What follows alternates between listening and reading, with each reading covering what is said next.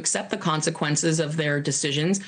All right, we'll take that to the Congressman Subramanyam, who's a Democrat, joining us now, Democrat from Virginia. What about this issue, the Congresswoman's point about, hey, it's on the Democrats to open the government, then everybody can get paid? What do you say? Well, I have to say first that if you don't pay furloughed workers their back pay, that's illegal.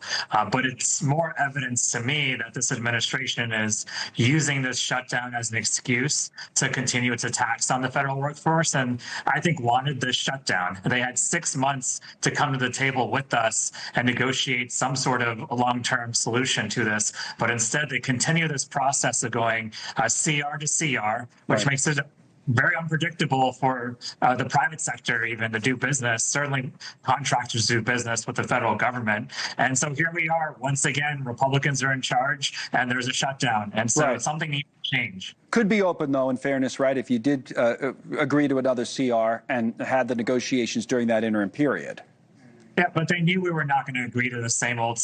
But the reality is that they're causing a healthcare crisis, and we voted against it back in March because they were making these cuts to the federal government. This is not a clean CR. The CR is continuing a government that continues the firings and shutdowns of our agencies already. A lot of the federal workers in my district say that they're already shutting down the government by firing and ripping contractors and federal workers left and right. And so there needs to be some change, and that's not what's in this CR. But I'm here in D.C., and a lot of my Republican colleagues are not. I'd like to see us negotiate a long-term solution. Right, with the House back in session. Now, the Speaker had said something to the effect, yeah, he hopes the furloughed workers can receive back pay. Seemed like a little bit of a different message than was certainly in this White House memo that we've been looking at, but also the president, our own Kelly Meyer, was in the Oval Office asking him today about it, and here's part of that.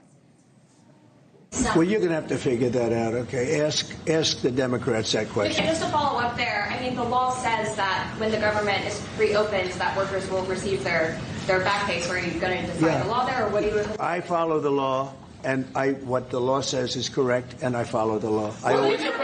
Okay, so there you go. It's kind of interesting, right? Because at first it was this memo saying, well, maybe not some workers, and then the president saying that, we'll take care of our people. Maybe some other people don't deserve to get paid, but then he said he'd follow the law. So the expectation would be that workers in your district and others would get their pay, right?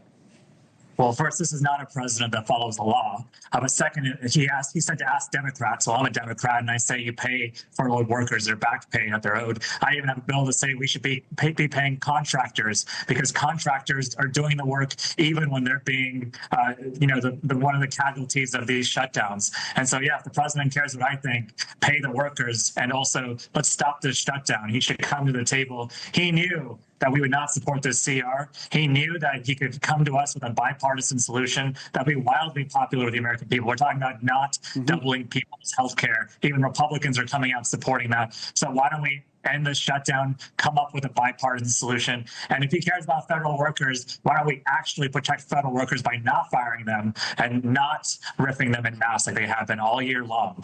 All right, that's the Congressman, Democrat from Virginia, Congressman Subramanyam. Thank you. Good to have you on again. We have the other side of the aisle represented, perspective from a Republican member of the Congress after